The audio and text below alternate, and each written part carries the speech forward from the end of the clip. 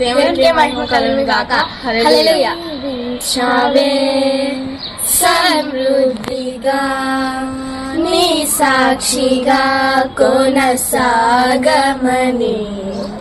ప్రేమించావే నన్ను ప్రాణంగా, నీ కోసమే నన్ను బ్రతకమని, దారులలో ఎడారులలో సెలయేరులై ప్రవహించుమయా,